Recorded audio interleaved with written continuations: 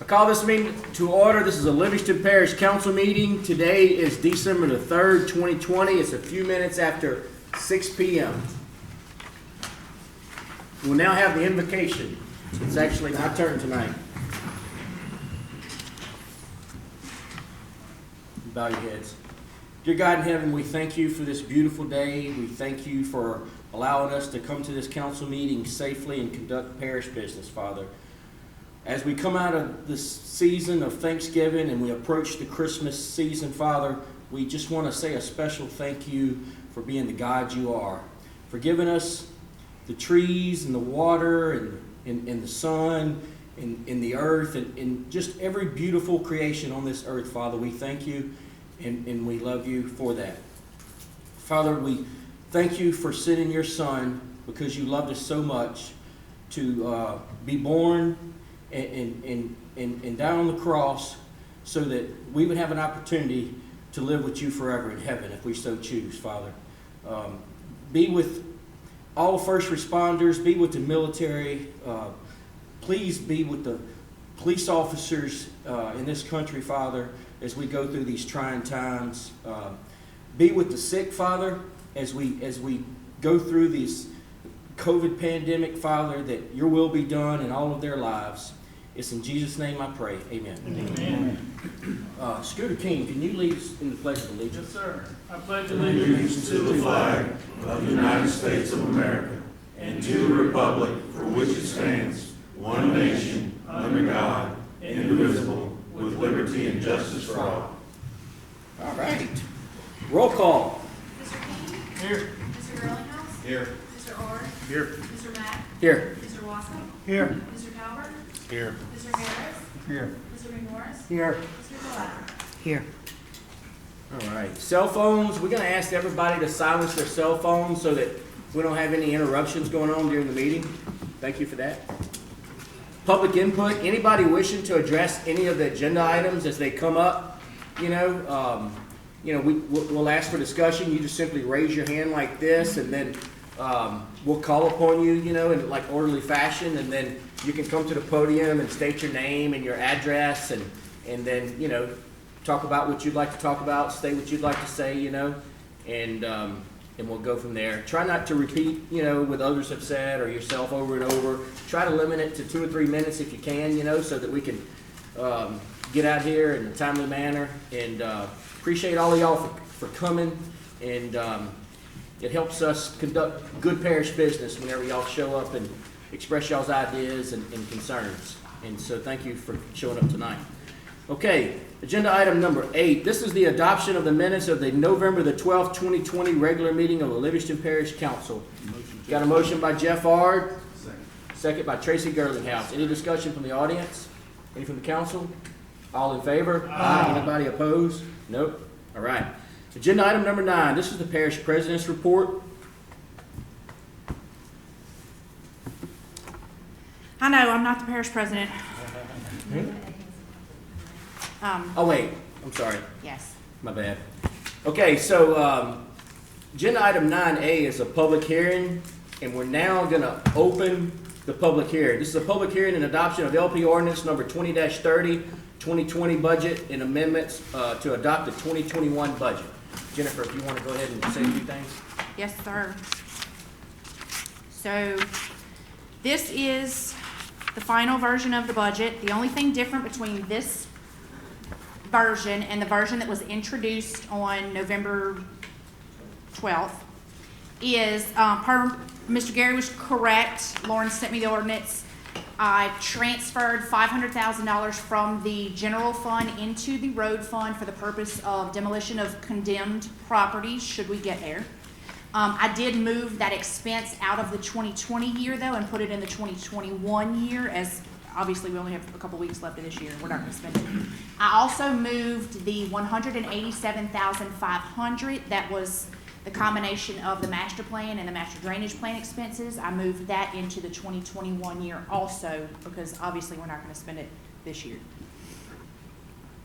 All right. Outside of that, also in the road fund on page 33, Mr. Gary, I couldn't get back in touch with you today, but I'm hoping this is what you were wanting.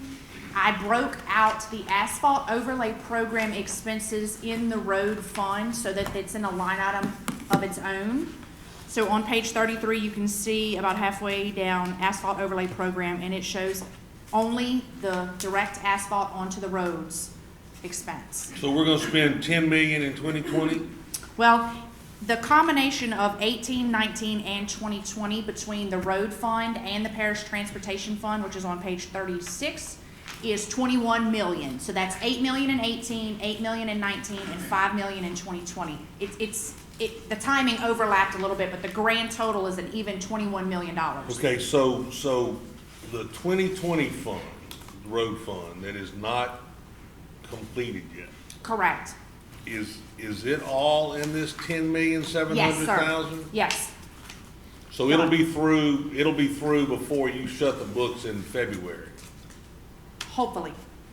Okay, so when we look at 7 million in the 2021 budget, That's a completely new amount. that's completely Yes, new sir. asphalt. Yes. If any amounts roll over, I will catch that when we do the amendments for the 2021 year. Okay, can I ask you one, I mean, if anybody got any questions about this, I got one philosophical question I want to ask about the budget.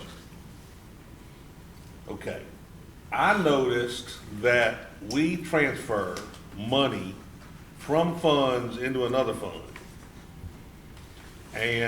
But the general fund is gonna grow, well, it was growing, is it growing in this new?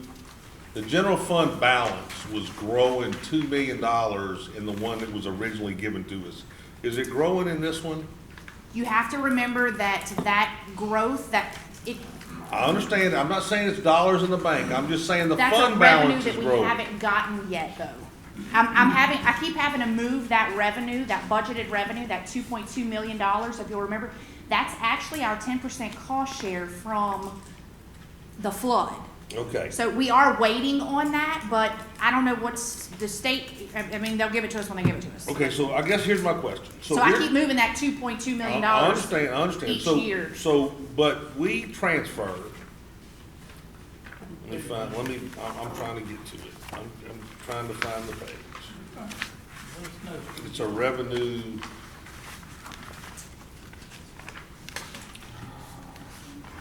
Page 12 is the general fund transfers. Is that in and outs? Yes, sir. Okay, What one, what, Page 12. 12, thank you. okay, so,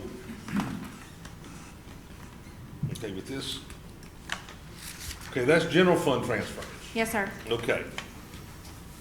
So we're transferring, the 2.2 million that we transfer into LoSEP is max, it keeps rolling forward. Is that what you're saying? Or is that 2 million?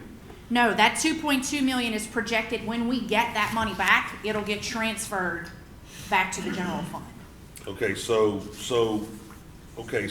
but we keep transferring to LoSEP every year, like 2018, we transferred almost 1.3 million.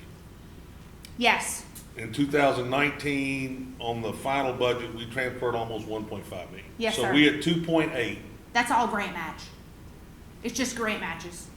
Okay, All of it. So usually FEMA or GOSEP or even HUD, those funds come down and they're for hazard mitigation. So they either get recorded in Fund 118 or they get recorded in Fund 135, run through LoSEP. So LoSEP doesn't generate any money. The general fund has to match those Right, grants. okay, So so- they're just transferring funds over to match. Okay, so for, like, we're looking at LoSEP's 2021 projected budget. Yes, So we know we have federal grants of 2.7 million. Does that mean we know we've got $270,000 worth of max that we need to put in this budget? potentially. So we don't put it in, you don't put it in till the end, so you don't budget it? Everything is budgeted that is matched, but what is that 2.7 million in that year? That could be all grants that City of Denham Springs, Walker Fire Department, whoever, they could be paying the 25% Okay, match. so- So it's not necessarily like an automatic 10% or 25% of that revenue that we have to transfer. So we transferring 2.2 to LoSEP this year to cover match. No, we transferred 2.2 to LoSEP over the course of previous years when we were doing all of the debris pick up. So this is coming back from them this year? Yes, sir. The 2.2 million in 2021 is coming back into the general fund. I am anticipating the state finally the OCD releasing that $2.2 million PW match. You know, because we had to put up $2.2 million of Okay, so match you're basically transferring the money back to the general back fund? into the general fund. Yes, Okay, sir. the other question I've got is with respect to like the administrative fund, the admin fund. Mm-hmm. We're transferring 622,000 out of the road fund Yes. and 90-something thousand out of the jail fund and 127,000 out of the health unit. Yes. Now, when And we, money out of the general fund oh, I also. understand. So my question is, why don't we leave the money in the funds where the taxes were passed to provide the services and transfer the money out of the general fund to offset that? Okay, so the answer to that is, I allocate exactly the number of employees percentage. So Mr. Sam has 80 employees over at DPW, and my total employee count for the parish is 155. So half of the cost of HR, half of the cost of the finance director signing the checks, you know, half of the cost of this department, the number of purchases they make, the invoices they run through my AP, my purchasing department.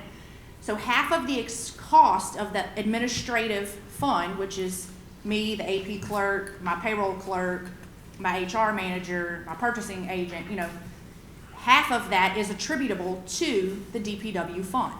So I charge them on a pro rata basis the number of employees out of the total number of employees, the cost of the administrative fund. Does that make sense? Okay, so the same.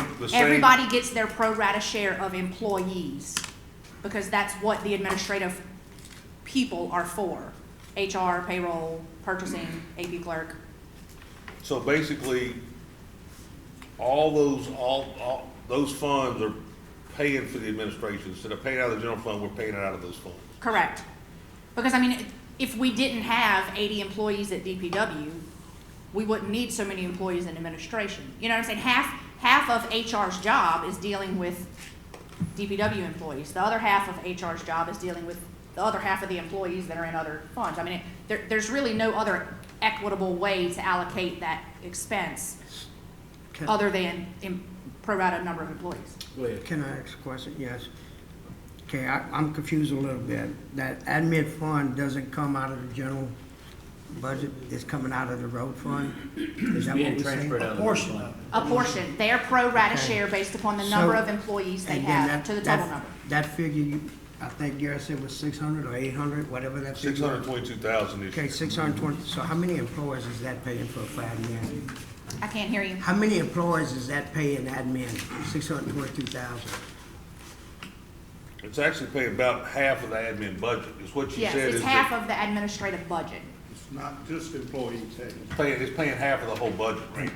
Okay, that's computers, office, rent. Paper, right, yeah, Paper. electric bill, yeah.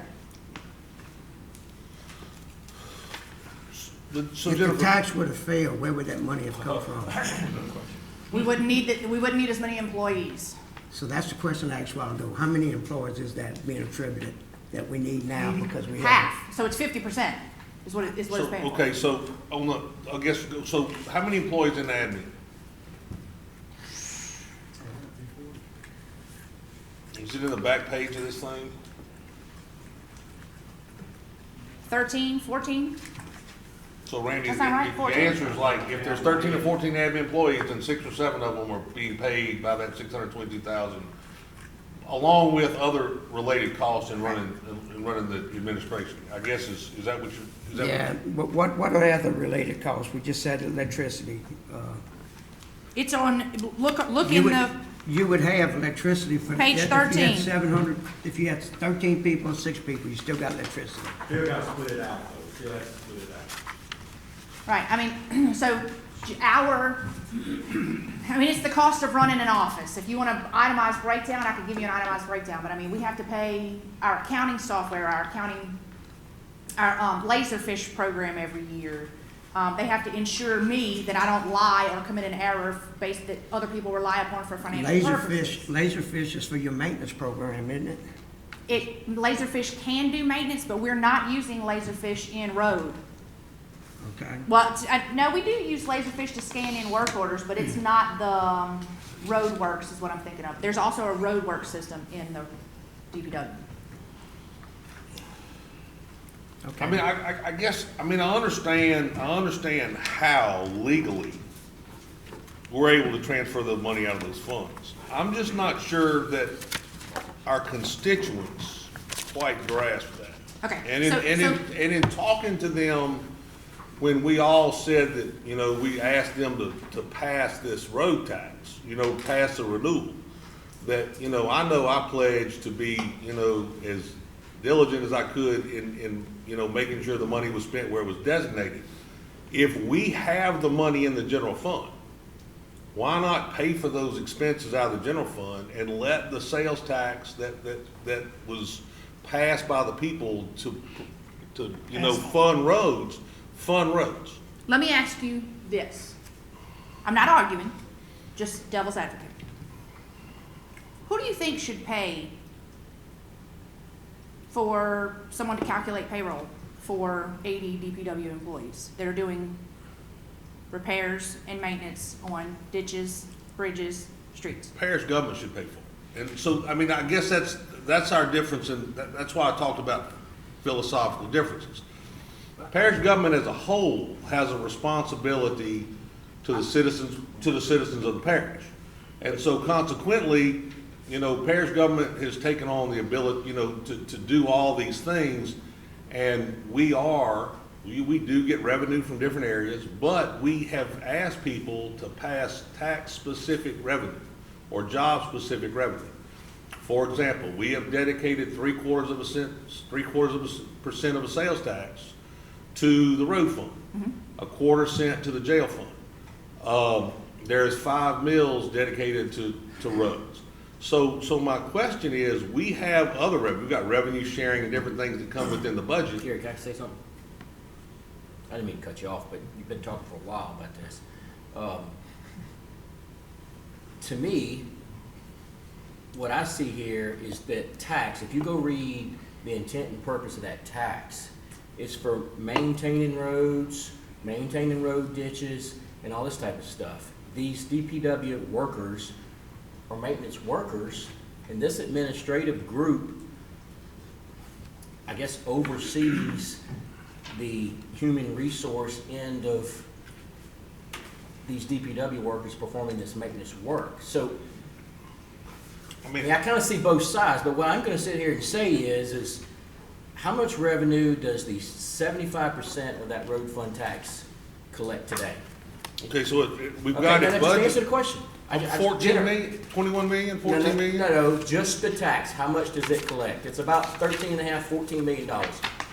Layton and them are putting $8.1 million of that $14 million into putting pavement on the road this year, and that's not grant funded. That is actual taxpayer dollars going to overlay the road. So to me, them putting more than 50% into the overlay program, more than 50% of the 75%, I mean, that's pretty good when you've got to take the other 50% and maintain roads and maintain road ditches and maintain HR departments and everything else. I mean, you agree? That's pretty good. I don't agree. You don't agree? I don't agree at all. How much of that If you should give they me a put? chance to respond, Mr. Chairman, I will. Yeah, go ahead. Watch your motions over there. Watch what? Your motions over there. You're supposed to run a fair meeting and not get emotional. Ah. If you can't do that, then step aside. I got the floor now, Mr. I don't know Chairman. what you're talking about. I believe like Gary believes that it's no such thing as, yeah, you got 50%, and if you got $100,000 and you're able to spend 50,000 wisely, and the other 50,000 is okay where it goes. I don't believe that, and that's basically what you were saying. What I agree with Gary is, I don't think the administration is too much money. I don't think that. I just think it should come out of maybe the general fund, out of that fund. I think the money should stay in the road fund and not for administration. Because when we passed it, we was gonna have 80 employees, whether the parish passed the 1 cent sales tax or not. We always had 80 employees. We had 80 employees since 1990. okay? Not always at a 1 cent sales tax. So you're always gonna have that.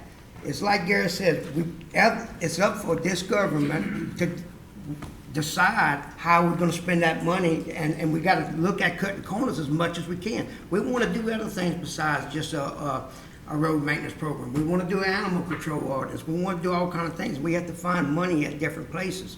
And it's hard to find money at different places if we don't understand the budget as well as you understand it. You understand it well. You pass audit, you do real, real well with that. We elected by the people, and we don't quite understand it as well as you do, but we know that the people want to see all as much money as they can out of the road fund go towards the road fund. And I get that, but I just, from the finance director perspective, questions like that may lend to the idea that we're not doing what we're supposed to do with this money. And I mean, overhead is an expense. I mean, Gary, you're a businessman. Oh, no, You know that overhead is an expense. and let me If we quantify. contracted this work out, that overhead would be built into the contracted rate. I think we're legally, I have voted for 4 budgets already where we transferred money from the road fund into the admin. I'm not denying that we legally have every right to do that. That's not what I'm saying.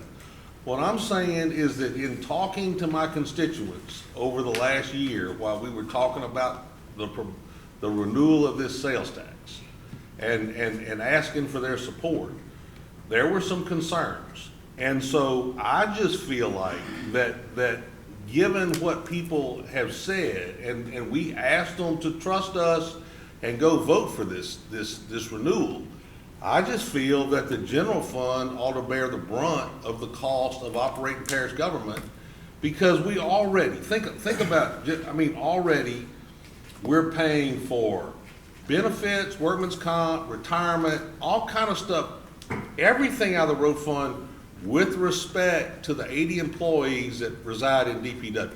And I know that's 100% legal because, a judge ruled a long time ago that based on the wording that could be done.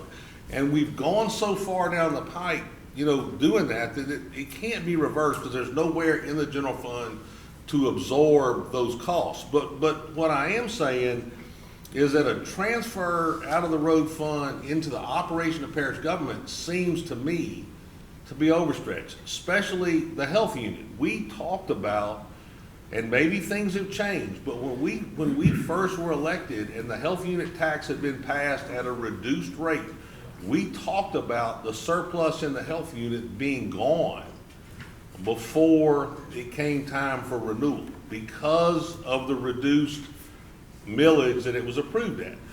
We're taking money out of a jail fund that currently has over a $9 million deficit in it. So it seems to me we ought to leave the money in the funds as they came about and take the money out of the general fund. Okay. Because we still have money in the general fund. I got a question. So let me make one comment before. Okay, go ahead. So, just to make sure everybody has all the information before you form your opinion on Mr. Gary's, not proposal, but his opinion on how things should be written. The general fund is our only source of unrestricted revenue.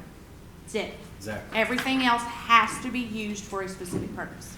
Right. So out of our unrestricted revenue, which is permit fees, occupational license, royalties, a very small ad valorem millage.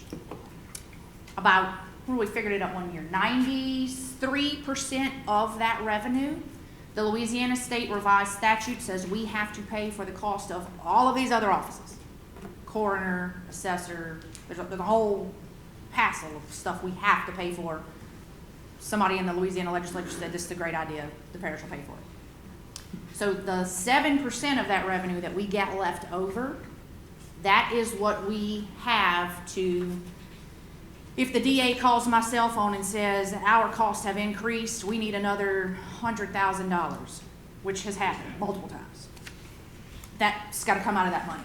If a storm hits and that $2.2 million that we had the 10% match so that we could do the big pick up all the debris for however many months we picked it up, that's where that money came from. So I am very hesitant to open that door of, let's go ahead and let the general fund pay for all of these expenses that are perfectly legal and rational to pay pro rata per number of employees out of the road fund. If we commit all of our unrestricted general fund revenue, we may get ourselves into a bond. So just think about, we just did a drainage project with the early warning gauges. We were able to do that because the general fund has match money.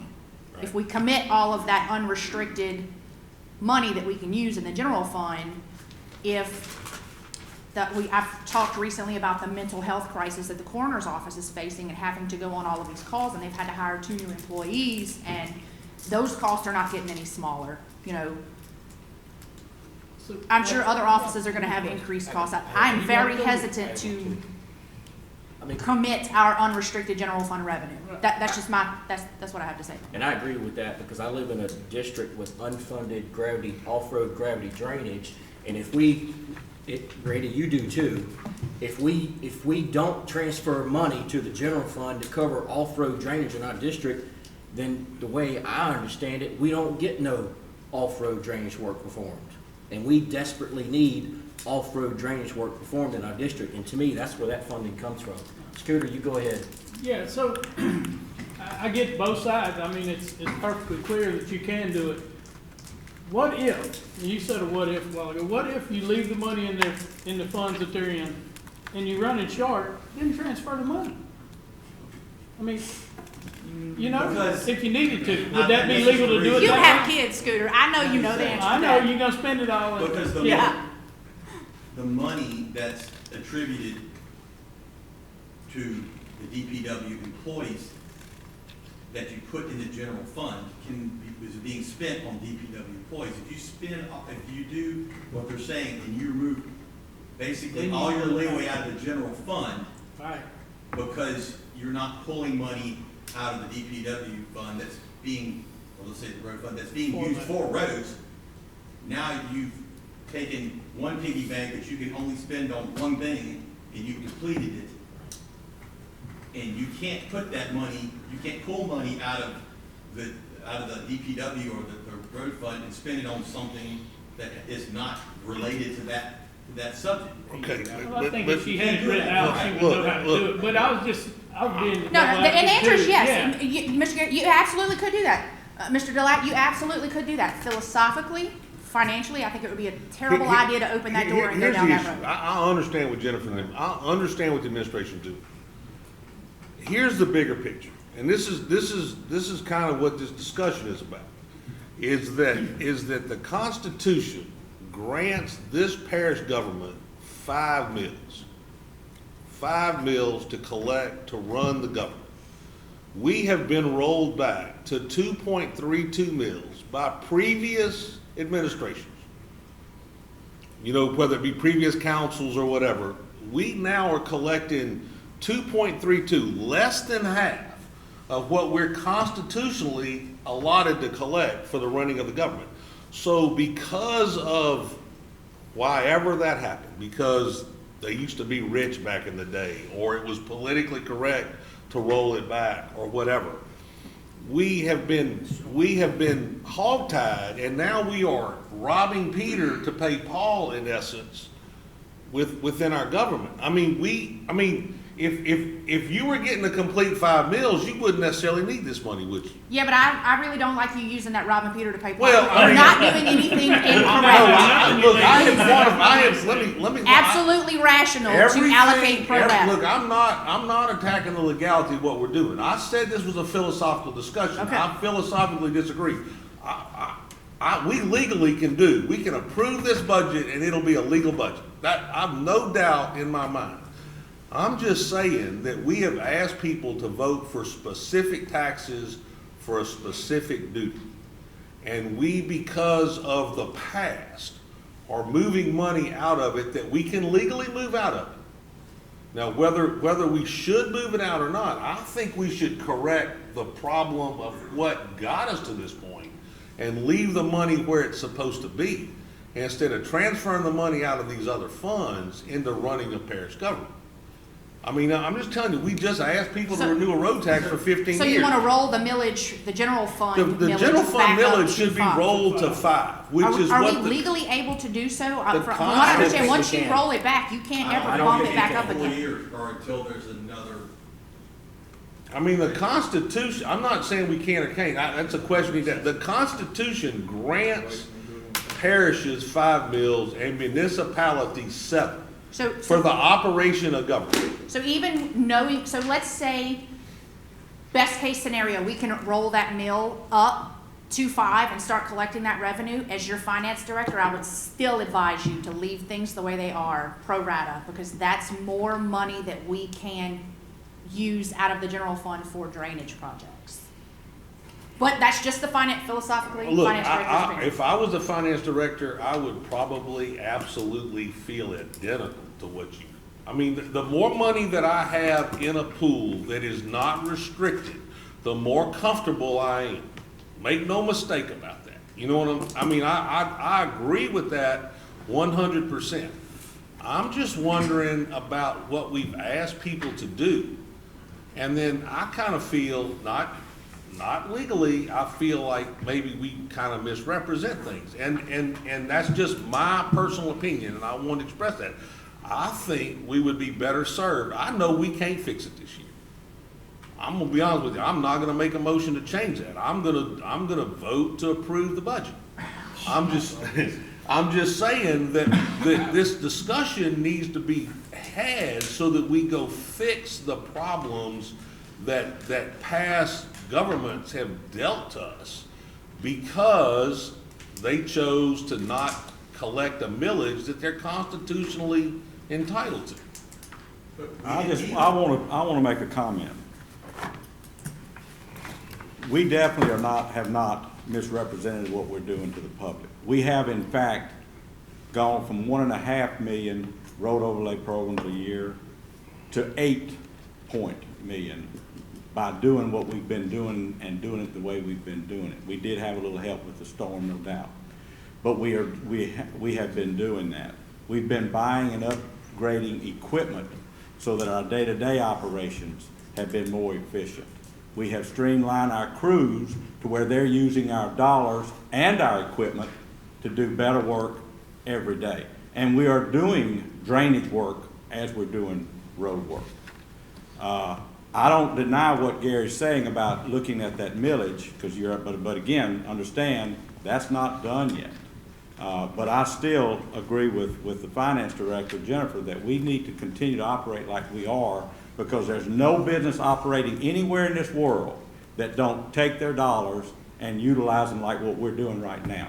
Those dollars that come in for road and drainage work absolutely are funding through administration, are being used for that. So to say that we're misrepresented to the people, we have not. We made it clear to them what we're doing. And they overwhelmingly supported it by supporting it back in. And we're gonna continue to do everything we can to find ways to cut costs and do more overlay and more drainage work, because we know you guys get calls, we get calls too. So I'm asking y'all to support this, and then if you wanna have some discussions throughout the year, I'm certainly willing to do that. Because if you remember, I ran in 2011 on separating some of this out. And I got my ass handed to me when I found out that we could not do that.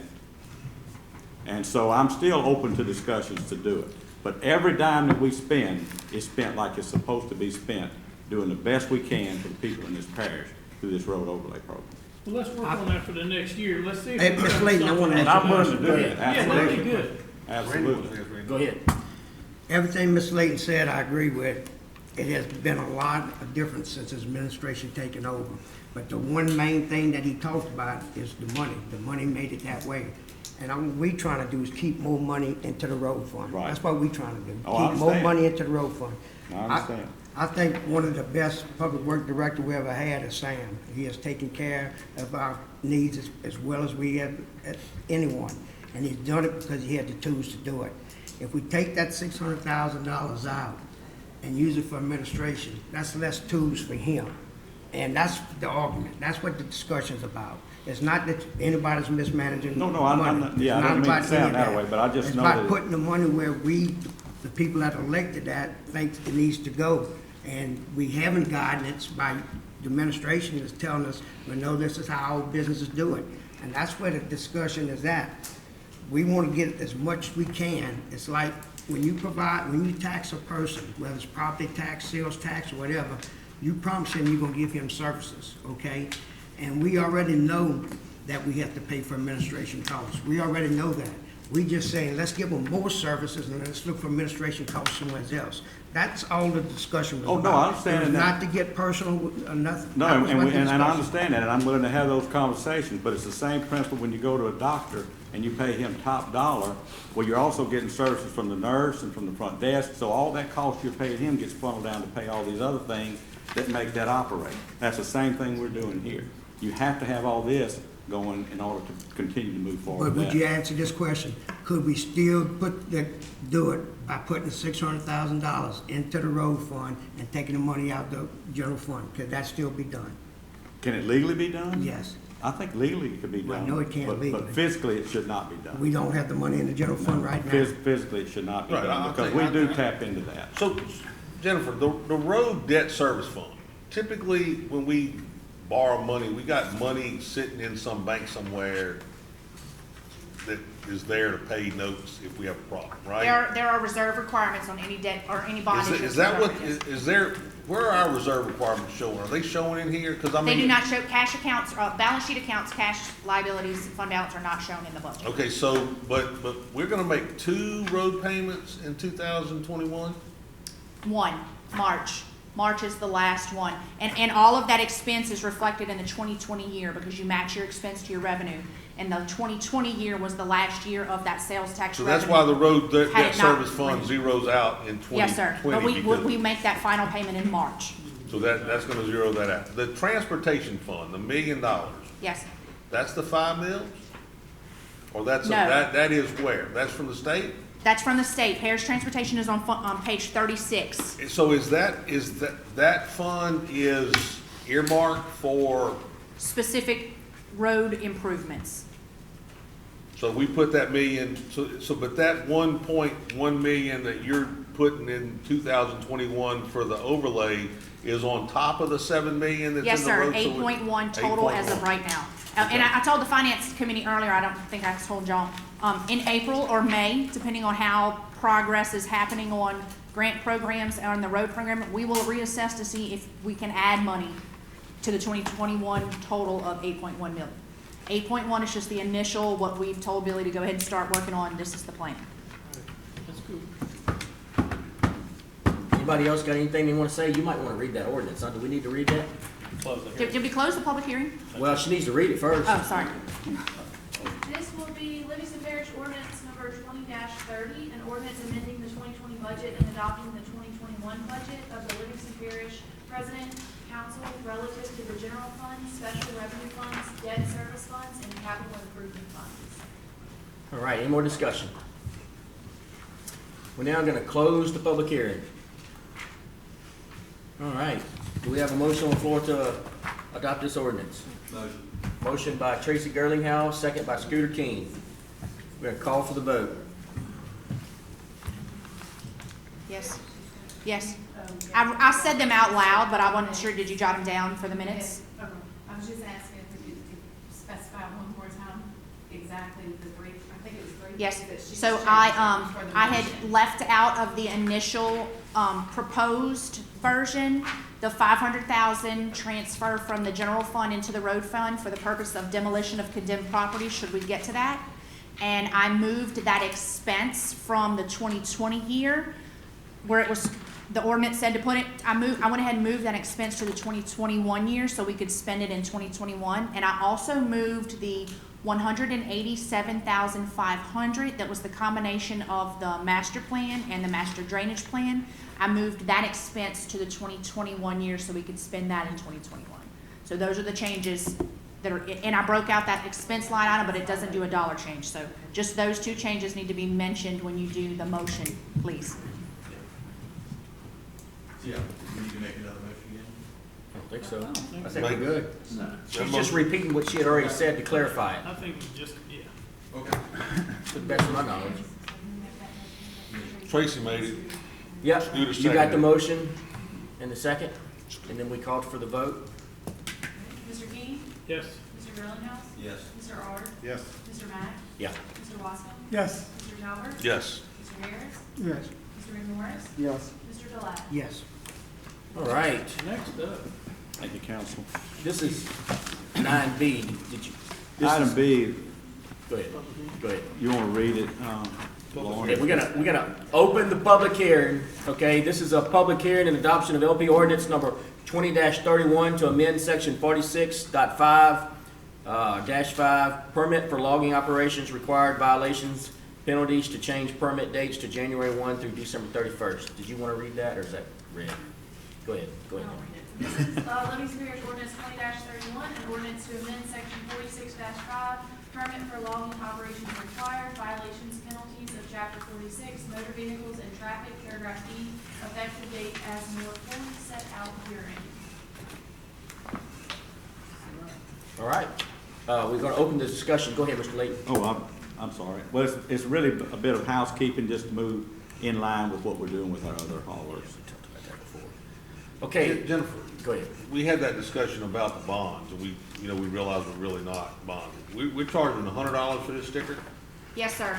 and we got out-of-state log trucks, out-of-parish log trucks, everybody coming in here wearing and tearing our road. We probably ought to revisit how we do this. I mean, I'm just saying, I mean, we're sitting there, I think you have to change the ordinance. well, I understand. I'm not, I mean, we're gonna pass this ordinance as it is, but the ordinance committee probably ought to revisit. Is $100 sticker good enough for a log truck running on our roads? Because most log trucks, when they leave somewhere, they not legal.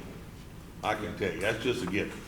I mean, so consequently, I think we need to revisit that we're really not bonding log trucks. So there's, we might bond a logging operation somewhere on occasion, but for the most part, these guys are running on our roads unfettered for $100. And I'm not sure that that's what needs to happen. Mr. Chairman, I can vouch for the loggers down Go in ahead, my Jim. areas, they are legal on the roads. So, I just wanna make sure we understand that. I'm talking about weight. I'm not The talking about weight- the trucks. I'm talking about weight. I'm okay. just, I mean, it's a different, I didn't mean legal like Alright. they just bootlegging around. I meant legal that they probably, 80,000 pounds all they supposed to be, and I guarantee you that. Go ahead, Randy. Okay, but this $100 is, y'all, just a way for Public Works to track the loggers, to see which roads they own and whatever. We do need to revisit the ordinance, like Gary says, and maybe charge something different, whether it's ag requiring a bond or whatever. But this $100 only, all that does, it gives us a tracking mechanism to see where they're supposed to be logging at, and that's what this is. But we do need to do more. I do have one quick question. Don't we have a way, though, that if it's reported that the road is damaged due to log trucks traveling down, can't we go out there and inspect that? And if it is truly damaged by the logger, go back and recoup that funding? We have an employee that actually does that. He Yeah. even he Right. inspects the We lateral do that ditch too. today. make I sure just they didn't want it to haven't be no damaged the log misunderstanding that drainage we just let it out go. there. That's the same Because thing that I ain't the was way gonna it say, works. too. Yeah, no, we're out there on it. Exactly. We do And recoup we have that. had them repair some areas. That's right. I Okay, think so funding it would be a better way, but we possibly, got yeah. something in place No, it until would be we better, it would work be on better it. to get something. I yeah. think so. Right. Okay, so, that being said, is there any more discussion on this particular agenda item? Okay, we're now gonna close the public hearing and need a motion on the floor to adopt this. I'll make a motion. Got a motion by Gerald McMorris, second by Jeff Ard. Okay, all in favor? Aye. Anybody opposed? No? All right. Now we're on 13C. Thank This, you, guys. 9C. oh, my bad. 9C. Okay, this is a public hearing and adoption of LP ordinance number 20-32 to acquire immovable property for the parish of Livingston pursuant to the Hazard Mitigation Grant Program project number FEMA 4277 DR-LA-0124 Livingston Parish. We're now gonna open the public hearing. Why don't you go ahead and read that real quick? This is Livingston Parish Ordinance 20-32, an ordinance to acquire immovable property for the parish of Livingston pursuant to the Hazard Mitigation Grant Program project number FEMA-4277-DR-LA-0124 0124-Livingston Parish. So this is just housekeeping. This is the 505 Centerville Street. No cost to us. Homeowners paying the cost share. Mr. Layton just needs to be able to sign the contract. I'll make a motion. Got a motion on the floor. Is there any more discussion from the audience on this particular, any discussion at all on this? All right, now we're going to close the public hearing. We got a motion by John Wascom and a second by Bubba Harris. All in favor? Aye. Anybody opposed? Okay. 9D. This is a, did you want to read this one, Mr. Layton? Yeah, proclamation. This is for our Purple Heart recipients recognition, and we have a gentleman here, I believe he's here. Yeah, I'm gonna read the proclamation, and then Mr. Byrd, if you'd like to make some comments. This is to declare Livingston Parish a Purple Heart Parish, whereas the parish of Livingston, Louisiana, and our community have a great admiration and the utmost gratitude and respect for all the men and women who have and are selflessly serving their country and this community in the armed forces. And whereas the veterans have paid the high price of freedom by leaving their families and communities and placing themselves in harm's way for the good of all. And whereas the contributions and sacrifices of the men and women who serve the armed forces have been vital in maintaining the freedom, the way of life enjoyed by our citizens. And whereas many men and women in uniform have given their lives while serving in the armed forces. And whereas citizens of our country and community have received the Purple Heart Medal as a result of being wounded while engaging in combat with an enemy force, continued as a singularly meritorious act of essential service, and whereas the parish of Livingston seeks to remember and recognize veterans who are recipients of the Purple Heart Medal, therefore be it resolved that the parish of Livingston, Louisiana is hereby proclaimed a Purple Heart Parish, honoring the service and sacrifice of our nation's men and women in uniform, wounded or killed by the enemy while serving to protect our freedom. Now therefore, I, Leighton Ricks, by virtue of the authority vested in me as the duly elected president of the parish of Livingston, do hereby proclaim Livingston Parish to be a Purple Heart Parish in recognition of our community's Purple Heart Medal recipients. Witness whereof I have hereunto set my hand and caused the seal of the parish of Livingston to be affixed the 3rd day of December 2020. This could not come at a better time in our country with what's going on.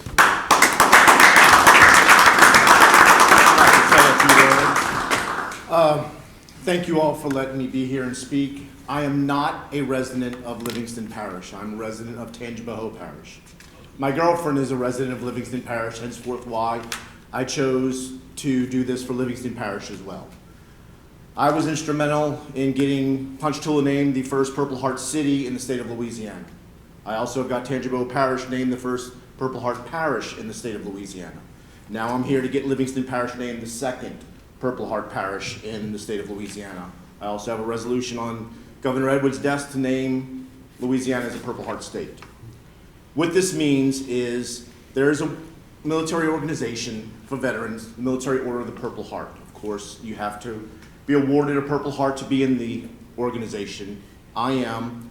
We have what's called the Purple Heart Trail. It's a website. It's the whole United States, and entities are named just by saying that the only thing they have to do is recognize Purple Heart veterans and other veterans and thank them for their service. Thank them for what we went through and what we did so that myself, my children, you all, your children, your family can enjoy the freedoms that we do have. That's all this is, and it actually goes on the national website. It'll be on there, and it's just a recognition. It doesn't, there's no monetary, anything that has to come up. And with this, we usually have the local post, they have the funds, and we get things together and we get a sign or a plaque to put up here with the parish council recognizing Livingston Parish as a Purple Heart Parish. Also, we can get a Purple Heart flag to fly underneath the American flag that says the same thing. When I did the City of Ponchatoula's ceremony, I had the Lieutenant Governor there, I had the state representatives there, I had quite a few delegates there. I actually made challenge coins to give out for that. President Miller in Tangipahoa Parish wants to do the same thing. I'm working with him getting that done. I would love to do that for Livingston Parish. It all comes out of my pocket. So it takes a little bit of time, unfortunately. But this was a great honor. I wanted to do this for Livingston, and I'm gonna continue to keep doing it for the surrounding parishes and just branch out till hopefully I get every parish in the state named a Purple Heart Parish. Thank you all very much for having me and doing this honor. Thank you. Any questions? Thank you for your service. Thank you. Yeah, thank you very much. The only thing we need is from now on for you to reach out to us before you do, my good friend Robbie Miller in Tangipahoa Hope. Put us first, get him second. I'll tell him that I told you that. Okay. I need a resolution in support of that. So made. Got a motion on the floor by Randy Delat, second by Jeff Ard. All in favor? Aye. Anybody opposed? No? Not one. While we're on the same subject, Mr. Chairman, can we see if the attorney can tell us if we can maybe authorize to help him on expenses for the flag and the plaque for Livingston Parish? Purple Heart, where it won't come out of pocket.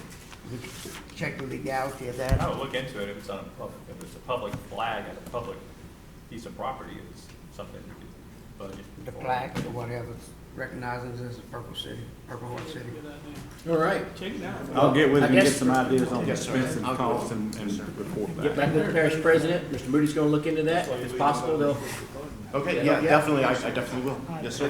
Thank you all. Thank you, council. Okay. All right. Thank you, sir. Yes, I will too. Appreciate Thank it. you, guys. Thank you, guys. Okay, that was 9D. We're on 9E now. This is a resolution authorizing the parish president to enter a contract negotiations and to sign an agreement with All South Consulting Engineers LLC to perform engineering and design services for the Community Water Enrichment Fund 2018 through 2019 and 2019 through 2020 improvements to the Haynes Settlement Water System Project. Yes, sir. So this is the same, every so long we get, a amount of money to extend the water lines down Blayhut Road. This is just this year's allocation. All South started the project, they're gonna continue the project. It just, we need a resolution that Mr. Lincoln can sign the contract and keep. This is year 6 that they extended those. They never gonna get through with them line? They only have so much money at a time. I We ought mean, to just give it to the Ward 2 water company and tell them to go frickin' run the lines and be done with it. I'll make that motion, Mr. Chairman. Got a motion by Randy That's a good Delat, idea. second by Tracy Girlinghouse. All in favor? Aye. Anybody opposed? All right. This is 9F. Accept annual bids as presented by Finance Director Jennifer Myers for DPW materials and supplies and prisoner supplies. can we do these all together? I can't remember. Can we do them all together? We have to do them separately. Can we do something? Can we on item 6, 7, and 8 take the first 2? Go ahead and approve both of them. DPW calls one, they're not available. We got another price on the books already. Okay, you're calling out 6, 7, and 8. I don't have 6, 7, and 8 on my list. Well, wash, I must have gravel, different- natural sand, emergency sand. He's reading the wrong one. Okay, so tell me again what you want to do. Just approve one and, I mean, everything else will be a significant difference between 1 and 2, but those 1 and 2 are pretty close, and they're in situations where if we call some company and they're not able to deliver, then we've got a fixed price already set for company number 2. We have, well, that's between the normal and the emergency, correct? Well, that I depends don't on, know contract-wise if you can accept 2 contracts. well, I typically, we've accepted several different people that bid on the same thing in other deals because But not for the they're same all- item. I don't know if that, Well, I mean, okay, so here's the situation. If DPW calls for wash gravel, and Southern Aggregates doesn't have a truck available to deliver, we don't have anybody else to call, we've got to call, what do we do then? I'm just saying. have if we ever run into that They can issue? use another truck driver. They just gotta buy Has the Southern sand Ag ever from not been able to No, deliver us the wash gravel? price is delivered to DPW. The price is a delivered price.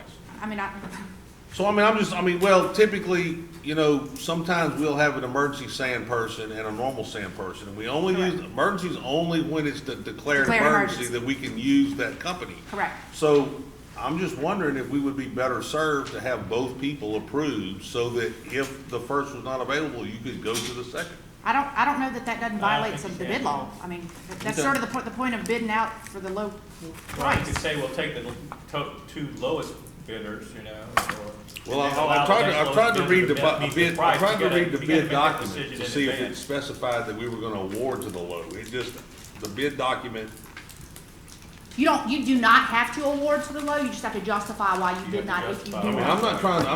I'm not disagreeing, I I'm don't not care. trying to cut the low out, I'm just Right. trying to say, why can't we award the contract to low and, I mean, the two lowest? If you and set it then- up that way to start, I think that would've been fine.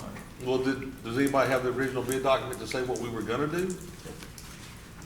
Did it say we were gonna award to the lowest, or said we were taking bids? I mean, I don't disagree with you, but I mean, does Southern Aggregate use Southern Aggregate trucks? I mean, No, don't they hire out? They hire out. They hire out, but I mean, I'm just saying, typically, if, depending on when it was, they might not be able to deliver. I'm not picking on Southern Aggregates, I mean, there could be anybody, I'm just wondering in Well, those a situation particular. like that, Gary, you could buy a load of whatever, it would not meet the threshold limit to have bids anyway, so. Right, so I mean, that's why I was just wanting to set the, but if It's the emergency. price is set on the front end, then we don't have to worry about what. I the- agree, it wouldn't be a bad idea, but I think you have to set that out in the Okay. bid, so. I just didn't know what the bid I'm document. not opposed, I just don't know, I'm not sure if that, I I didn't make a know what the motion, bid- we accept all bids as are. Did we have a, Randy, did we have a motion in a second already? Oh, we did? I know, I don't know. No, okay, so we got a motion on the floor by Randy Delat Accept all of them? to, Low yeah, bid. accept The ones that annual get bids as presented by the finance director, as written in. do we need to read it out loud or no? Since we're not taking form, you're just, I don't think so. it's not formal action, I mean, you're just No. basically saying, It's yeah. not an ordinance or sign it. it's not Right, an so- ordinance. Okay. I second the motion. Second by John Wascom. Any discussion from the audience? All in favor? Anybody opposed? No? Okay. Thank you, guys. All right, so we gotta wait just a little bit. Okay, so we amended the budget from when we introduced it, correct? Yes, sir. Okay, No, so- no, we adopted As amended. As amended. the Well, budget as we amended. gotta vote to amend it, right? Yes, And we pass have to amend it? As amended. We voted to adopt it as amended. Yeah, that's correct. Sandy's Hold on. not here, so historically, we do a resolution to amend it, and then we do a resolution to adopt it as amended, so. Yeah, we have done that before, I'm not so sure it's I don't see why it's required. required. Yeah. but stay I don't see why it's consistent. required. Because no legal action was taken on the introduced version, it was only introduced. Correct. So you would just adopt it as amended Yeah, in this correct. presentation. But yeah, I mean, y'all can do whatever you want to, but I don't think it's necessary. That was what the motion was, to adopt as amended, and that's how it was approved. I second that. actually a motion to adopt. Oh, just, you make another one? No, that's what was done. She read the amendment. That's why she read it out, and then we'll adopt She read the amendments, and the motion was to adopt as Mr. Moody, amended. how do you feel that we should proceed? I think we did it was fine. I mean, I agree with Sandy, we've done it that way before, voted on these amendments and then voted on the final Then adopted as document, so. amended. But if you good, then I'm good. Yeah, if you're good, I'm good, and if Yeah, I it think ain't good, it's then clear we'll what you redo it on this, well, we can't, 'cause we didn't introduce it, It's not, we, but, okay, we good. we're good. Thank you. Okay, Thank you. y'all, at this time, let's see, introduction. Let's go ahead and move up agenda item number 14. This is a public hearing to deny or grant noise ordinance variance of chapter 22, environment, article 2, noise, section 22-21, requested by Block Builders LLC for work done on property located at 26989 Village Lane, Denham Springs. This is in R.C. Bubba Harris's district.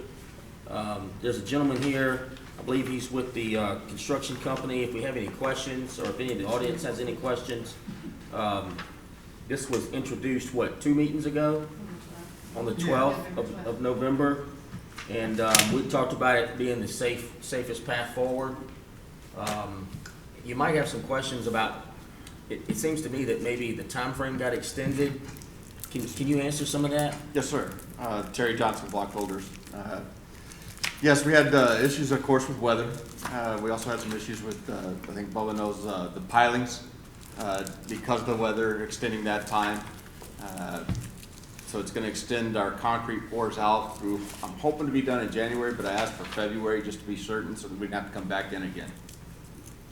So you went from 3 weeks to Well, We went originally, from 3 weeks to 2 months now? no, sir, originally we were asking through December, because my understanding, what I was originally told was that I could, or I should say was told, my understanding from somebody was I could only ask through it through the end of the year and then would have to come back in again, in January to reapply again. I found out with Tyler that that was not the case. We could have asked all the way to February to begin with.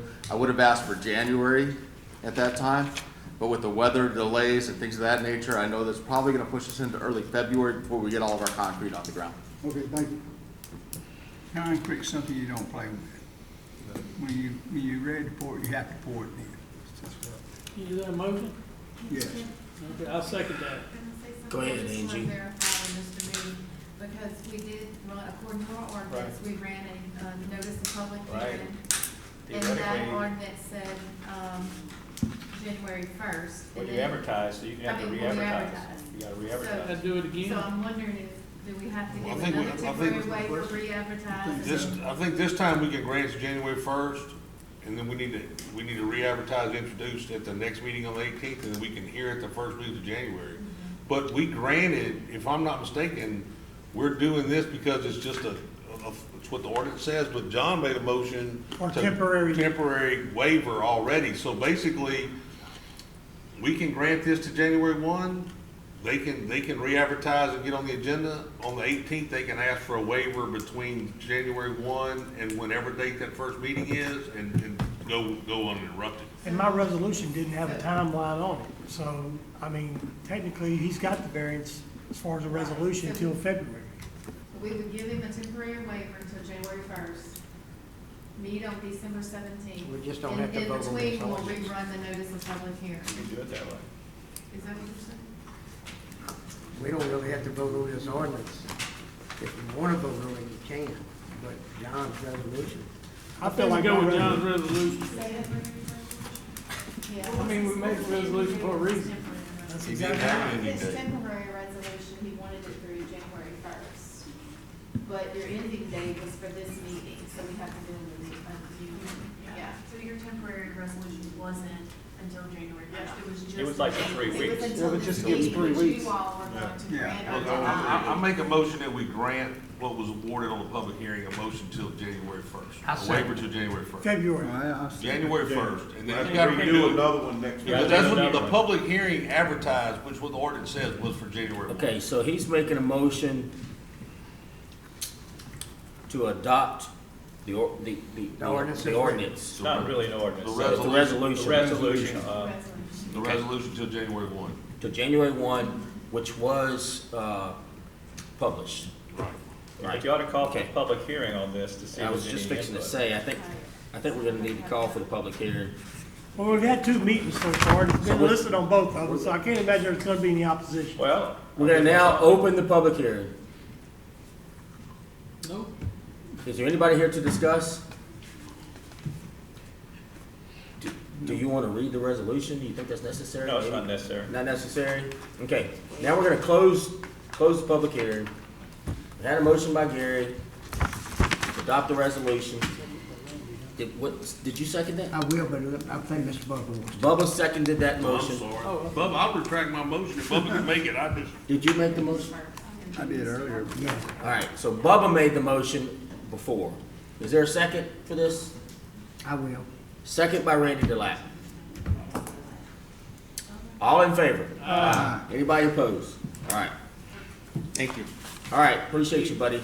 Is it clear exactly what you need to do? Clear as mud. Yes, sir. We'll be back again in January. All right. Well, Hopefully actually, the you ought to weather be stay approved. You ought to be clear with- enough where you can go ahead and get poured You out. need to be here on December 17th for a temporary. Will be. Yes, sir. Or just do another advertisement. Right. And prove that next meeting. There you go. All right. Sam knows a little bit about pouring concrete. Okay, agenda item number 10, this is an introduction of ordinance DPW sale of surplus property. Is there anybody from the parish that would like to talk about this particular agenda item? You got the same. I make a motion that we go ahead and do that. Got a motion on the I'll floor second it. Oh, you got it? You got this motion to introduce to ordinance. introduce the ordinance for the DPW sale of surplus property. Did you want to read that ordinance? This will be proposed ordinance 20-33, an ordinance to declare certain surplus property, equipment no longer needed for public purposes, provide for its sale by internet sales and/or public auction, and provide for terms of sale. Okay. And the public hearing will be held on Thursday, December 17th. Is there any discussion on this particular agenda item from anyone? Okay, go ahead, Gerald. So we're looking at, for the animal shelter, we're looking for vehicles. So we would like to, some of these vehicles, we may want to look at, because they have very few vehicles to go out and do to gather the animals up. So, Randy, what you got? That's a good point. That's a good point. When would the When would the auction take place? This is an introduction, so they can. Yeah, this, We can talk, we got time to talk. We got There you go. Okay, thank you. yeah, we'll get, you can ask all those questions, get that straight this week. If it's just kept by a parish All right, entity, so we this is would an have to do introduction. anything, just- Is there any more questions? Anybody? All right, so, is there a motion on the floor to introduce the ordinance? Motion by Tracy, I'll second. second by Gerald. All in favor? Aye. Anybody opposed? Nope. Okay, let's go ahead and skip over the planning no, just kidding. Planning commission, agenda item number 11. Talking a little bit about the vehicles Mr. Gerald mentioned, look at them close because I can promise you. In bad shape. They were wore out when you were here. And that's what we're looking for. Yeah. We're looking to help the animal shelter out. We all And, for it, but just look at them. Okay, guys, first on the agenda, well, actually, Greenwood Village was pulled. That was in Mr. Tracy's district, so that's no longer there. The second one on the agenda is a commercial development, Fire District 4, Satsuma Fire Station. I believe that's in Mr. Gerald's district. It is a recommendation of the Livingston Parish Planning Commission to approve the preliminary site plan for the Fire District 4 Satsuma Fire Station contingent on getting a letter from the school board that they can enter and use the driveway on their property. So I'll make a motion. This is going to help everybody in my community down south and north of the interstate. Motion on the floor by Gerald McMorris, second by Jeff Ard. Approve this preliminary site plan, Fire District 4. Any discussion? All in favor? Aye. Anybody opposed? Nobody? All right, C. Okay, next on the agenda is a waiver for Mr. Justin Haydad, waiver on lots on a servitude. This is engineers with Macklin and Taylor, Dawson Crossing off of Oliver Wheat Road. It is a recommendation of the Livingston Parish Planning Commission to deny, excuse me, the waiver of the number of lots on the servitude for Mr. Justin Haydad. Do we have that in our packets? Yes, we had that. Oh, excuse me. It's a whole sheet, they're right there, that's him. Guys, that's in my area. This is the second time it's been up here. It's 6 lots on it already. And they've previously been up here to divide another 6 lots into it. And I had calls from the people that live there that were against it. Since that time, they asked to divide the lot into 2. And I'd make it, it's a 6-acre lot. And they would divide it to 3.5 acres. It'd be 2 lots out of 1. I have letters of support for them same people that called me. And I know it's in a rural area and this is a waiver. And I know I was against it the first time. This time I'm for it because I know everybody sitting around this table want to help people, and we pass laws to help those people. But not in all ways does it able to help somebody, and that's why we have a waiver. And I think that I did right in voting against it last time, but I think I'm right in supporting it this time because the people live there want it. So I'm gonna make a motion that we support. I'll second and grant the waiver. Got a motion on the floor to grant the waiver for the number of lots on the servitude. This is Dawson Crossing.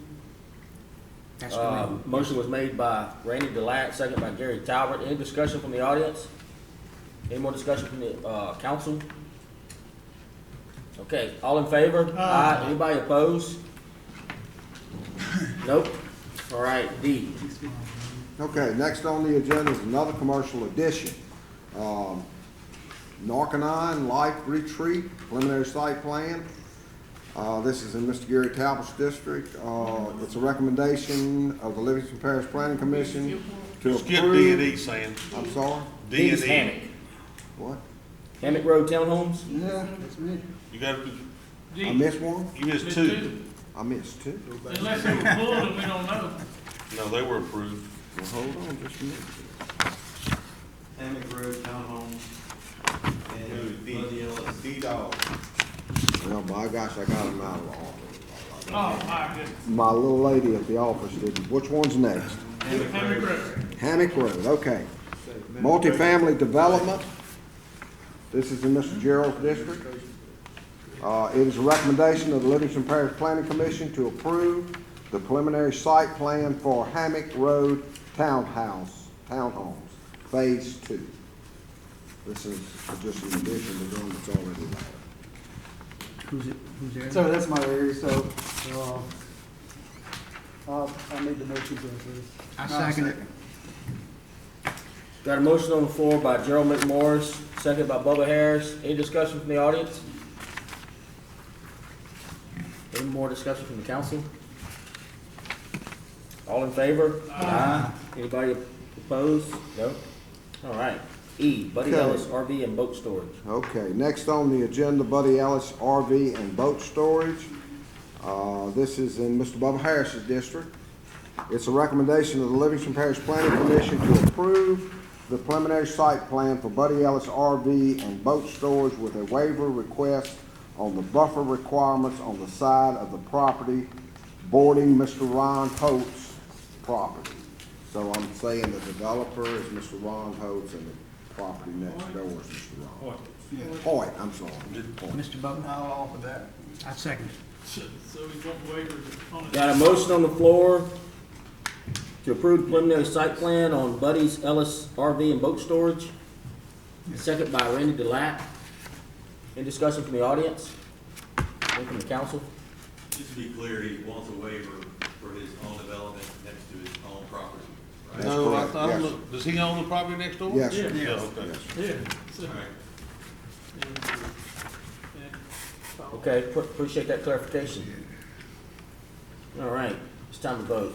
All in favor? Aye. Anybody opposed? All right. Okay, next is a commercial addition.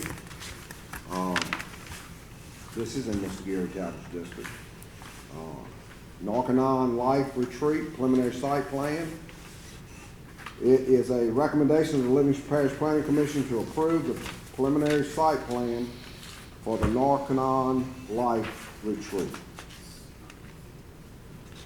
This Okay. is just, they putting another trailer in along the same facility just to house their own employees in case they have to stay over for some reason or another. And I went by there, it's actually across the street from some property that I'm gonna be moving to, and they do have a fence, it's fenced, so I'll make the motion. Second. Motion on the floor by Jerry Talbot, second by Randy Delat. Approved preliminary site plan for Narcanine Life Retreat. Any discussion from the audience? Any from the council? All in favor? Aye. Anybody opposed? Nope. G, Okay, next on the agenda is a waiver for a 10-foot drainage servitude. This is on a private development, guys. This is in Mr. Randy Delat's district. It is a recommendation of the Livingston Parish Planning Commission to approve the preliminary plat for Mariners Cove, second filing, with the waiver requested. And the waiver is, as you can see, the 10-foot drainage servitude, they want to take, they want to take the 15-foot away and go to 10 foot. And that'd be okay, Sam? That's said The it was planning okay. commission said Planning. okay. I make that review It's engineer private. looked All at of it's it, private. thought it would be enough. We're gonna note on the plans that this is a private development, not responsible, Public Works or Livingston Parish is not responsible for anything. I make that motion. So is this servitude in the middle of the development, Sam? It goes between two lots in there, and it's, the boundary of it is waterways. Right, Randy? That's across there, it's down there on 22. Between what they're doing and the property is the river. everything drains into whatever by that is. And this is in between houses, and, Yeah, it's, I think Randy had a motion on the floor. Is there any discussion? Any more questions, y'all? Any from the audience? Anybody want to second this? I second it. It's- Second by John It's in your Watson. district and you want it. Second by John Wasky. All in favor? Aye. Anybody opposed? All right. Thank you, Sam. okay, one more. Hey, looks like we got one Well, more. we got, Caden Creek. This is in District 7. That's Mr. Tracy. To accept the roads and improvements into the parish maintenance system. I guess we need two motions. Look good to you. So we have, what? Roads look good to me. Yeah, that's nice. I will take the money back. I'll make that motion. Yep. I second. Motion on the floor by Tracy Dirlinghouse, second by Randy Delat. Any discussion from the audience? Nobody? All right. Now I need another Whoa, motion. whoa. Oh, I'm All sorry. in favor? Anybody opposed? Nope. Rock on, Mr. Okay, Jim. next we need to have a motion to release the $110,935.95 maintenance bond. second. Motion by Tracy Girlinghouse, second by Scooter King. Any discussion from the audience? No? All in favor? Aye. Anybody opposed? Sam, I know you have to leave, but before you leave, I really meant what I said about the job you're doing at Public Works. Well, I appreciate really it. If meant you that. don't know that from all of us, then you're mistaken. Well, it's a team effort, I can promise you that. But it happens when we, Yeah, hey, it's it a team happens. effort. We're all involved in making it happen. That's a nice way of putting it, Mr. Sam. Okay, that's right. Okay, where we at? Okay, agenda item number 13. This is an introduction of ordinance, sale of surplus property and computer equipment. Lauren, did you want to read this ordinance? This will be proposed ordinance 20-34, an ordinance to declare certain surplus property, equipment, supplies, and materials no longer needed for public purposes, provide for its sale by internet sales and/or public auction, and provide for the terms of sale. The public hearing will be held on Thursday, December 17th at 6 p.m. All right. Is there any discussion from anybody in the audience or anybody on the council? This is just some computer work, some computers and some old monitors and stuff like that that's taking up space that we need to get rid of. And so we have a motion on the floor by Jeff Ard, second by Mr. Gerald McMorris. All in favor? Aye. Anybody opposed? Nope. All right. 15, this is Fire Protection District Number 4. This is a board reappointment. This happens to be in Gary Talbert's district. No, I'm 2. I was wondering, District Number 4, Oh, wait, it is, but it is. That's Fire Fire District District 4. 4. That's Fire Fire District. District 4, yeah, it is my appointment. I wanna make to reappoint, Mr. Jeff Eason. Got a motion on the floor to reappoint Jeff Easley. Anybody want to second that? Second by Randy Delat. Any discussion from the audience? Almost messed up. All in favor? Aye. Anybody opposed? Okay, this is agenda item number 16. This is discussion of a fence in a fire hydrant. No, discussion of fenced-in fire hydrant on Genry Drive. John What'd you say? Ray? John Ray Drive. Or whatever. However they want. This happens to be in Bubba Harris's We're district. gonna table that. We're gonna table this. It's been handled. It's been handled. It's gonna be, they're sending out the letters to get the fence taken down. Exactly. It's been handled. Been handled. Handle's a good thing. Yeah. Committee reports. Ordinance Committee reports. Gary was co-chair of the Ordinance Committee Tuesday night, so we're gonna, is that okay with you, Tracy? If we let- Absolutely. We had a little discussion, we talked about, what did we talk about? We talked about all kinds of stuff. We talked about, drainage business. and drainage impact with respect to draining into failed ditches and realize it's a pretty complicated matter and Morgan's working to give us some guidance on that. The initial thought process was to not let anybody drain into a ditch that technically the engineer said failed. However, we're trying to figure out how we can let the developer fix a ditch that's failed when he doesn't necessarily, there might not necessarily be a servitude or easement or right of way to that ditch in the future. So we've got to kind of address those issues. So Morgan's helped us with that. We also talked about, we seem to have some problem with fences getting built in servitude, so we talked about requiring a permit to put up a fence in Livingston Parish. I think we approached it from two different points of view. One was to basically get you to buy a permit for a fence with a minimal charge that basically said you signed something that said you can't put this up in a servitude right away or easement. And then if we need to come take it down for some reason, then you've acknowledged that you couldn't put it up there and there's no resistance to it. The other was to be a little more complicated, ask you to bring a drawing with where the fence was going, have it reviewed by planning and permitting, and then after the fence was built, have it inspected. And we reached out to, the planning and permitting office to try to figure out what their costs associated with that would be, so we could kind of come up with some, permit fee for a fence. And so we're just trying to gather some information. And then tonight, Sam informed me that one of the engineers had kind of written an ordinance in the past with respect to fence, and it never went anywhere. So we're gonna try to get them to bring that to us and present it, and then just evaluate what are the best options. Yes, sir, Mr. Gary, to me, that's redundant, but I wonder if y'all can look at servitudes that are on maps, on land plats, states that nothing can be put in that servitude. And, basically if somebody puts up a fence in it, it's already against the law.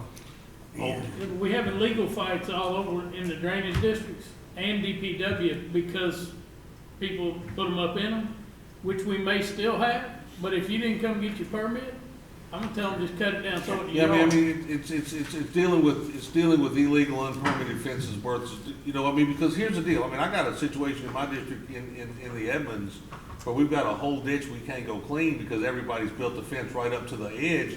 Yet the board's trying to evaluate the impact of, what's the impact of not cleaning the ditch versus the impact of making all these people cut their fence down and moving them. So, we really shouldn't have those discussions. These subdivisions are designed with these ditches in them and servitudes, and we should need to enforce that. And so it was actually DPW that the DPW and the drainage districts that asked us to look at a fence permit. So I agree, Randy. We just discussed it, though. We didn't actually. Yeah, No, we it was didn't just take the any beginning. action. Yeah, we still gonna have plenty of time to And talk about it. Randy, there's multiple Come ways to the ordinance to, committee there's multiple meeting, we'll ways talk about to it some more. address whether it's a minimal type thing that just kind of gets you to sign a waiver type deal, or whether we get it more in depth to make sure you're not within the deal. That's what this thing with the fire hydrant. Basically, we're gonna involve the compliance officer of the parish, and he's probably made 10 or 12 visits out there. We've had the water company come look, fire departments come look, do some research on servitudes, to now basically send somebody a letter and tell them to take their complete fence down. And then, they're not gonna wanna do it initially, and so there's gonna be some back and forth. We're just not sure that that's a good use of our time. We might better nip this in the bud early, Randy. That was the thought process of the ordinance. Yeah, so come talk to us if you got some other. And then we don't deny it's somewhat redundant, but it's just trying to save time. And the third thing we talked about was we went over our litter ordinance that we had. Mr. Moody had said grace over it. We're not doing anything that state law doesn't currently allow for a justice of the peace or a constable to do. We're just outlining it in the parish ordinance and then cleaning up some language in the parish ordinance that doesn't concur with state law now. So there was an introduction for that tonight that was a recommendation from the ordinance committee. So we'd like the girls to read it in the introduction and then, let the council vote on it as a whole, whether they want to or not introduce it. So what is the size of your signs that you was talking about on the letter? We don't know. You don't know yet? Because what they put on for Hood Road is about this big. Well, that's because the parish made them up.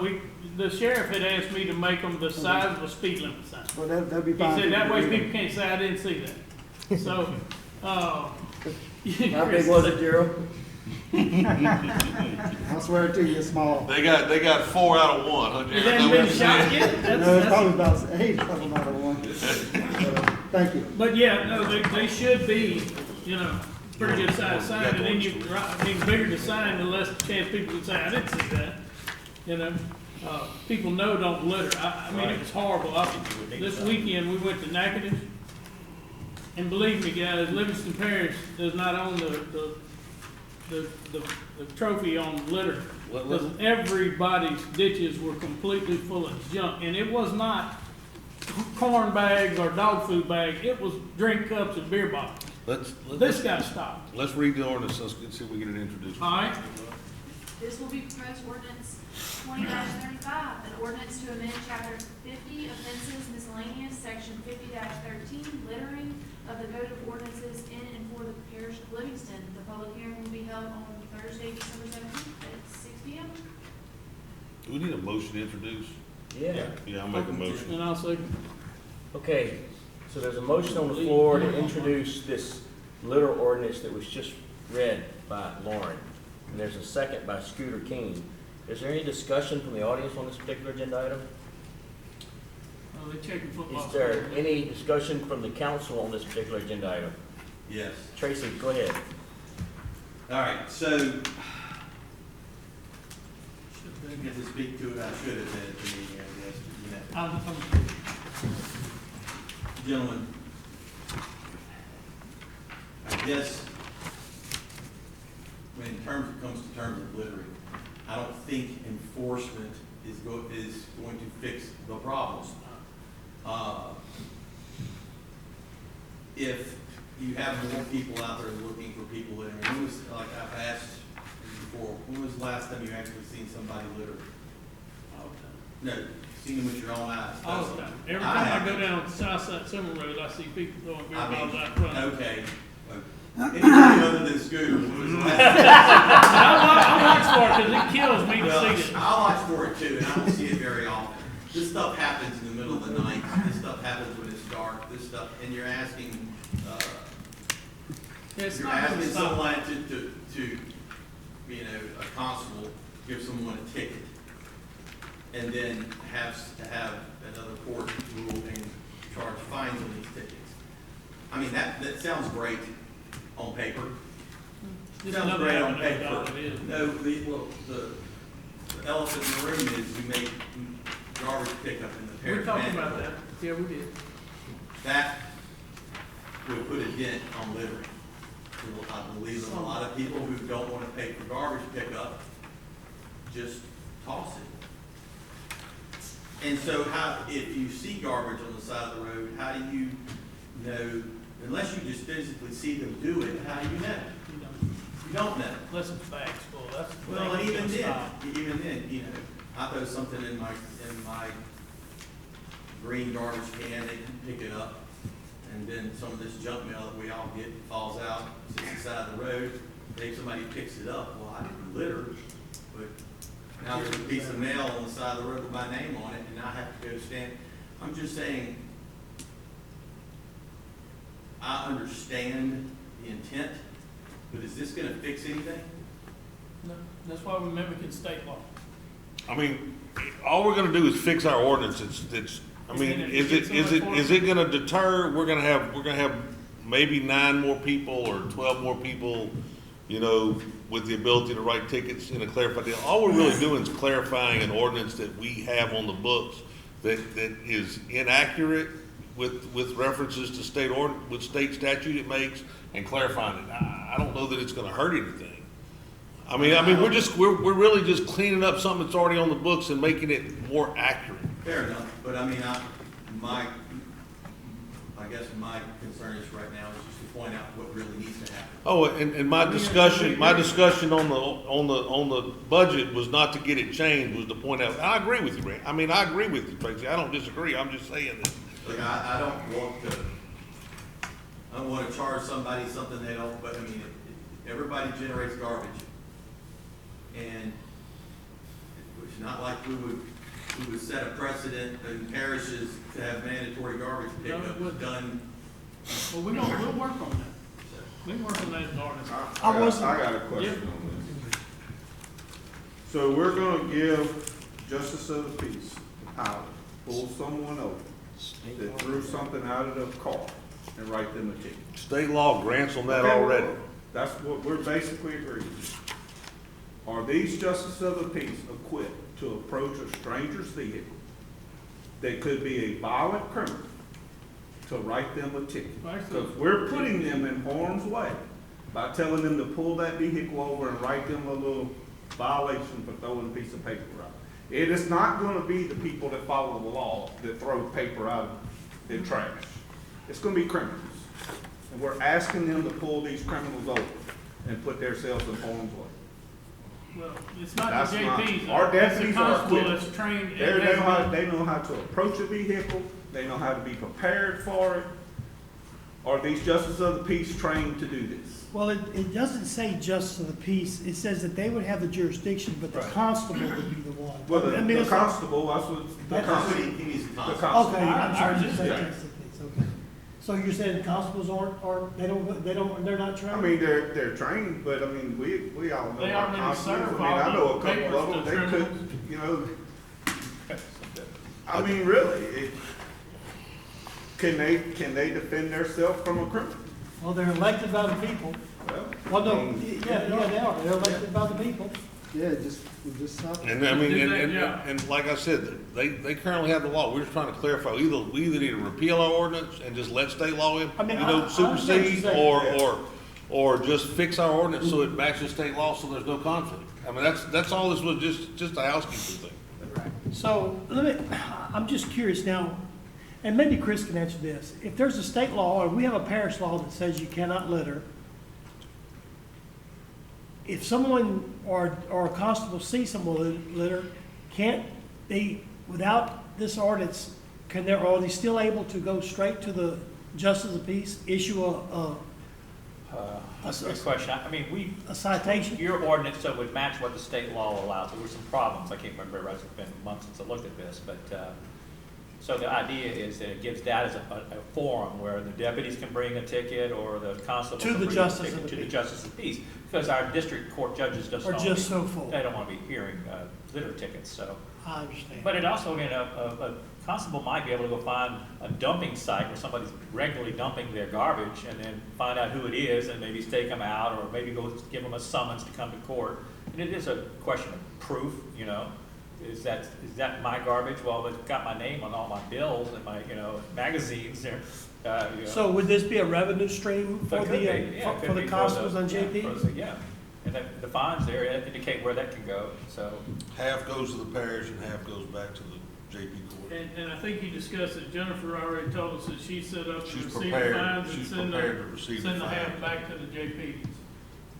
So it doesn't hurt anything to I don't have have it a in problem place with to any of fix that. it. I just don't Yeah, want that's to a good see in question. the news, we had a constable pull somebody over Yeah. to write a litter ticket. But It's a think valid about it, Jeff, point. they're already serving all You these know, papers I to mean- nobody but criminals. Yeah, but they call for backup. Yeah, well, so if And they they need. call for deputies to back them up when they go When into they a need violent it. criminal's home. Right, they do. They're not just doing it on their own side of the road. And most of it won't be just pulling somebody like you said. Yeah, How often are they gonna see somebody? It's What's gonna that? be when you find a dump site. They're gonna go through it. Where our deputies, we don't want them waiting around in there looking for that. They got more important things to do. Well, I guess my other question would be, is there any way for, What do you the think? charge, what's the intent? I think That would so. be, if I open my car door, because there's a bee in there, hypothetically, Paper fly. and a piece of paper flies out, that's a little bit different from the guy who just drives and hurls out a garbage, a bag of garbage. I'm sure that's gonna be taken into JP Yeah. consideration, just like How any many other times court. have you seen paper flying out of the garbage truck? going- Oh, all the time. Yeah, I get it. So what I you guess got, Jay? I don't really have an issue with that, I just say, is it really fixing the litter problem? No, it's not. We just need to fix the ordinance, move on, and then fix the thing we're gonna talk about fixing.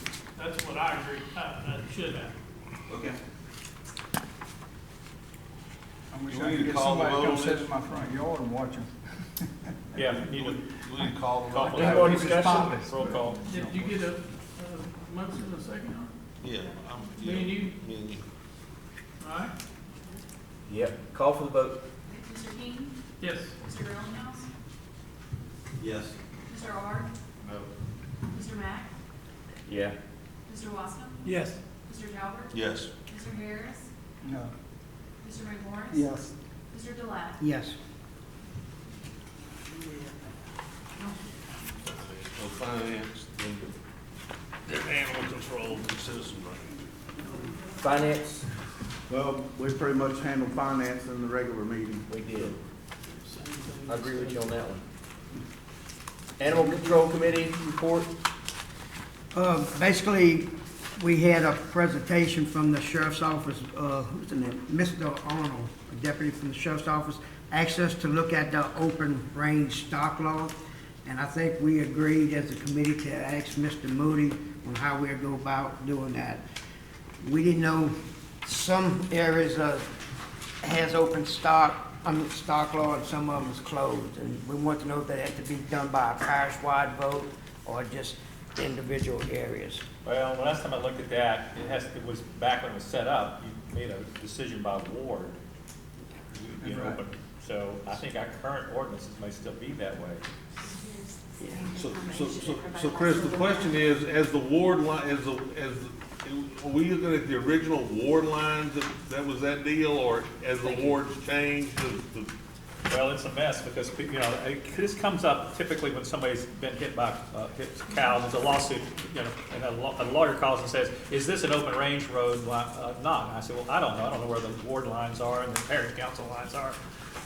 And we were having trouble even finding where the ordinances were. So it'd be worth looking at, essentially revisiting all of that and making decisions. Do you want to have an open range anywhere in the parish? right, or if we wanted to close the parish to open have it range, all. then basically we'd have to have a parish-wide election to supersede what's happened so far. Yeah. So it's worth looking at, but I wouldn't call a special election for that. I'm okay with open range in my ward. Want to throw that on the record? So say Shane's okay with that, and I'm okay with it in my ward. So can we have separate ward elections, or does it have to be passed? Well, let me just look at it again. My understanding was that it was originally, everything was open, and then it could be changed by vote or people or by ordinance. So it may be that we can just undo it all and everybody make a decision about what ward or council district could be See, open. typically, it looks like that in the past, Ward 11, you know, approved, you know, no open range, and then, or it was Wards 11, 1, and 8, they became Ward 1. But, you know, it was like, and so what's happened, there have been areas that have already had a vote and made a decision, and they've changed into different areas. So there are areas of the parish that are currently closed now. You know, there's no open range. There's open range in Holden when I grew up. Yeah, well, the yellow ones, the yellow ones you see are the closed, or the closed, and then some of them are like no hogs, and you can't, the hogs aren't open, you know what I'm saying, except they run that rampant everywhere, so. I just think it needs to be cleared up because it's been a problem through the last many years. We've had it pop up several times and we couldn't really give anybody a good answer. Okay, we're gonna wait back on you telling us what to do, which way to go. Well, I think we can find a scheme where everybody needs to make a decision. We want your council district to be open or closed and pass an ordinance. But Chris, if you do that. Sometimes old things are good things, The Bubba. council districts change, they're gonna change every 10 years, so it's kind of a, Right, so we'll have the same problem, you know. That's why I think it's better to have it either completely open or completely closed. Because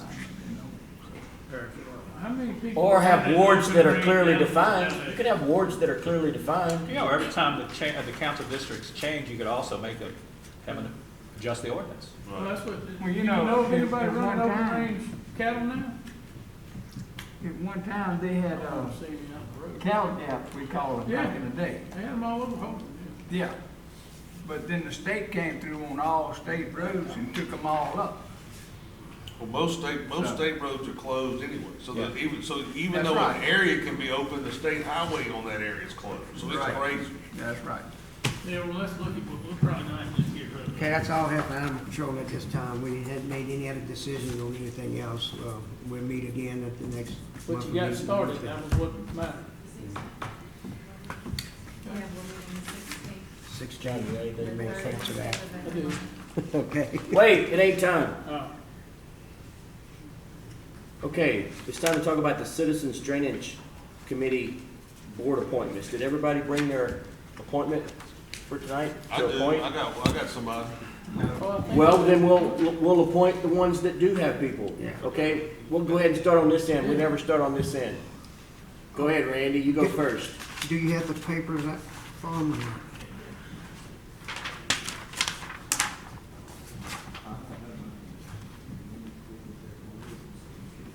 Yeah, I see it. Yeah. Okay. I had a 3-hour conversation, you think I could point out? Yeah. Hey, we were hesitant about this committee. Let me tell y'all, I don't think the people are. From all over the parish, I probably had 30 volunteers who want to be on it. But I got Eric Harrell. It's gonna be, my appointment for my District 8. And I also talked to the Waterway Commissioner President, Perry Pico, and he suggested Ernie Balfounts, who's on the waterway. So I called Ernie. I said that President has recommended you be on it. And he said, yeah, he's always making me do what he don't want to do. So he said he would do that. So I got Waterway Commission and Ernie Balfounts and Eric Carroll for my commissioner appointment. Okay, Gerald, you I've got somebody? a question. Okay, go ahead, Mr. Bubba. I don't really understand the meaning of parish-wide drainage.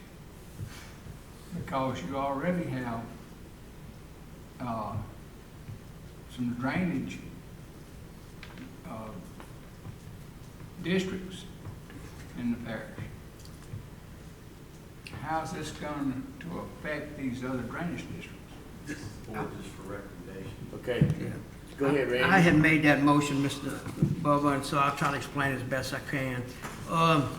Every drainage district would not be affected by this. They still have the same plan. What I was trying to do is the people that didn't have drainage districts and the people that do have drainage districts get together and look at the drainage in a parish as a whole, just like most parishes do. And what happens is there's money for a study. I think it was 250,000 or whatever it was that Mr. Gerald Burns' group has already got. It's in the budget now. And there's also promise of another $1 million if they put in that grant application. I think that somebody, and I would volunteer, if all of us want to go or whatever, at the first meeting, need to sit the committee down and tell them what the goals are. They are advisory committee. They can't do anything, but they can have ideas. And my whole goal was people getting together throughout the parish, understanding each other's needs, and taking those back to their hometown. You know, I think y'all understand pretty much what I'm talking about, because y'all hear me talk about it all the time. And I understand what you're talking about, because I hear you talk about it all the time. But the normal, common guy doesn't attend this meeting or watch this meeting, yet he goes to the store, or he goes to church, or he goes to a ball game, and it's a topic that people talk about. And like I said, over and over, the rivers is the main drainage of Livingston Parish, the rivers.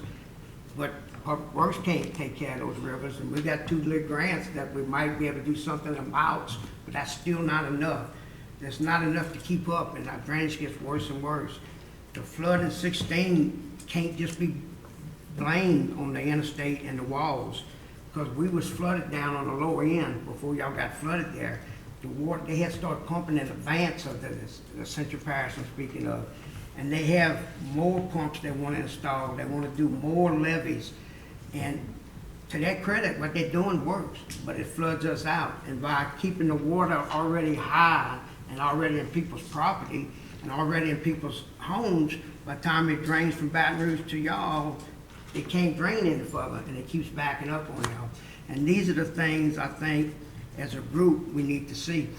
Even that money we talked about, that $1.2 billion that Congressman Graves got, this group will still be able, through administration, apply for grants. We can't apply for those grants. Administration can, these groups can, but we as a legislative group can't do that.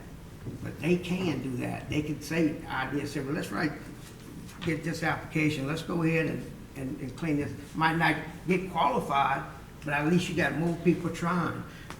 There's meetings all over the state that happens, and people like the Waterway Commissioners, those people go to those drainage meetings in Baton Rouge. They got us now over here in Mandeville, and so we don't have people. You have a job when you retire like me, but A lot of people have jobs that can't do that, or you have better things you have to do to represent your citizens. Some of these other people that we're gonna put on these boards are also retired, but they don't have better things to do. That could be their net project. These people that are calling me want this. They're not saying, I don't know why you're doing this. They said, I wanna be on this board. I didn't have enough spots to put them on the board. And that's what this is. If nothing becomes of it, at least we get something different, you know, and they just keep doing the same thing.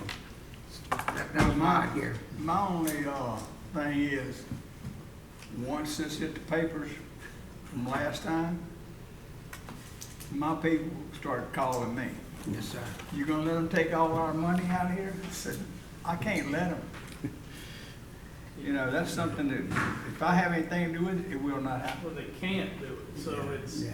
you tell them they can't touch the money in the It funding. has rate. nothing to do with the drainage districts. That's all you gotta tell them. There's nothing to do with the They, I can drainage. tell them that all day long, they still don't. Direct them to me. Mr. Bubba, I actually have some people in your district calling me to be on the board.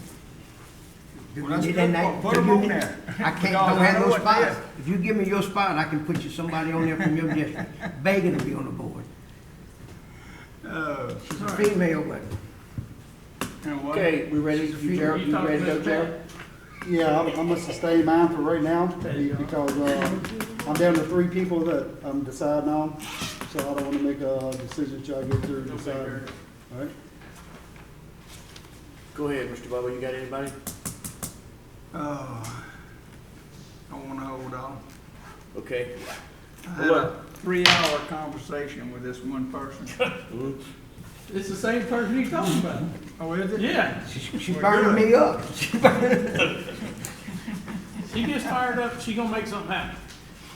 Look, we all know how important drainage is, you know? No, knowing, Oh, no, that'd be no. Okay. So I think it's my turn. Oh, I'm sorry, Shane. Okay, when we first started talking about this, made a commitment to an individual to put on this board. His name is Ron McMorris. And then, you know, I wanted to make sure that my area was covered on this board. And, you know, we've got the master planning committee,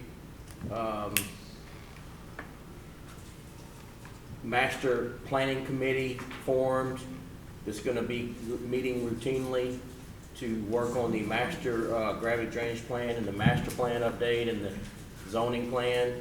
And the mayor of Albany is on that board, so I thought it'd be a good idea to go ahead and appoint her to, have 2 appointments. And that way, you know, they could, both groups could kind of work together, you know, I thought that would be a good way Have a to, liaison. yeah, Yeah. yeah, so. Good idea. If it's okay with everybody, I'd like to put those 2 individuals on that board. I think it's an important board. I think it's important for them to work well with the master planning committee too. Yeah. Okay, So I guess that would be my question, would they have to reside in your district to serve on your appointment? no, Ron actually I know resides in he's got Satsuma. He's a business in your. He's got a business in Albany, he resides in Satsuma, but If he it's grew up parish in wide, Livingston. it's gotta be in the parish. That's what I need to know, so that's Yeah, where you I'm can get sticking on my them from anywhere. 3. Good. Because the guy, I'm getting ready to appoint, Michael Shane Marler, and he does not reside in my district. But there were some times, we talked about some, field ordinance and some other stuff, and he was really interested. He kind of wore me out a little bit, but he was interested. And we've talked since then about other stuff and, you know, developed a mutual respect for him. And he serves, he's kind of active in the contractors or Home Builders Association, and they put him forth as a recommendation. So I would love to put Shane up. I'm gonna pass on this week. Okay, no problem. They probably won't have their first meeting till after I would January say in anyway. January sometime. Yeah, so bring your man or your lady, bring your member, your appointment next meeting. If you can. Scooter, did you have someone? Scooter, you got somebody? We gonna get. I can tell you, I reached out to the newly elected mayor, JT, and asked him to think about it, so I kind of want to give him a little time to get sworn in, get started over there, let him look at somebody to put on to kind of represent the town. That's not a good idea, Jim.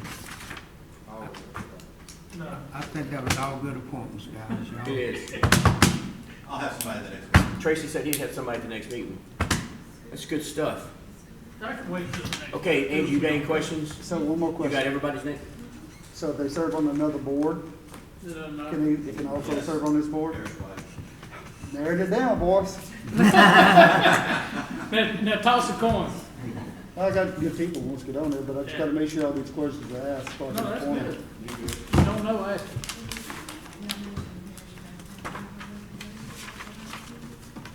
Did we? Something else, and then We gave the parish president an appointment Yes, we last did. meeting? Well, you just used it. I don't know. He needs to appoint his own individual. We sent someone from administration, to coordinate Right. with us. And Well, that- we just it need has to to make be a sure that you send an representative. email or communicate with them in some way, shape, or form. They need to put somebody on there. We good with that? Yes. Okay. Okay. Now, this is agenda item number 18. This is the district attorney's report. No report. Any councilman comments? Yes. Scooter, you go. Okay, they got an important election this Saturday. Oh, yeah. There's an amendment on this, the ballot parish-wide, well, statewide, it's on there. Need to look at that amendment very hard because it's all by itself. You know how that goes. And there's a few people running for the Republican State Central Committee. Me, Jeff, are on the ballot in our respective districts, and we'd appreciate any support y'all could give us. We want to I try and help endorse you. the Louisiana Republican Party a little bit. I endorse you, I just can't vote for you. That's okay. They'll take money. Yeah, you Appreciate take it. one- That's all I you had. take one- That's a good one. Shane, I got something. Oh, okay. John's got something he would like to say. I'll make this quick. I know we all are passionate about on the parish for serving our districts.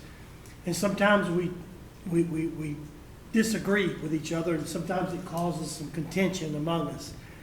And I know myself, I've had to really make myself not take an argument personal against someone, and you have to make yourself do that. Sometimes it's hard to do. And this past week, Friday, my mother passed away. And the parish council, you guys sent flowers, and I just want to tell y'all how much I really appreciate you're reaching out. And in times like that, it really brings out the human side of everyone, and those that you tend to just don't even want to be in their company anymore. It really brings out the human side and lets you know that we're all in this together, working for the better of the parish. And I would like to give a special thank for Shane Mack, Mr. Gary Talbert, Bubba Harris, and Jeff Ward. And I know the rest of you, we're all working, and these guys, Shane took off of work to come, and I was not expecting that at all. And you guys went out of your way, and my family appreciated it. It was a hard time that we were going through, and it just brings into perspective that we're all in this together, and I hope I can repay for you guys the same concern that y'all showed me. I appreciate it. It's never personal, bud. We just working for the people. And that's it. Motion to adjourn? Hey, one more thing. Oh, Sandy Teal's husband came home from the hospital, so just remember him in his prayers with a big surgery. So let's keep him coming, right? I hear your boy, I hear you guys out there was kind of alert to what was happening, huh? Yeah, it was something. Did what you do, I heard. I talked to Sandy, last night, and she said she was having to bring him back to, Metairie today to the hospital for a checkup. Okay, good. That's always good. All right, guys. All right, appreciate everybody's comments. Got a motion to adjourn, got a second by Jeff Ard. All in favor? Anybody opposed? Wait, we got people opposing? No. You did great, baby.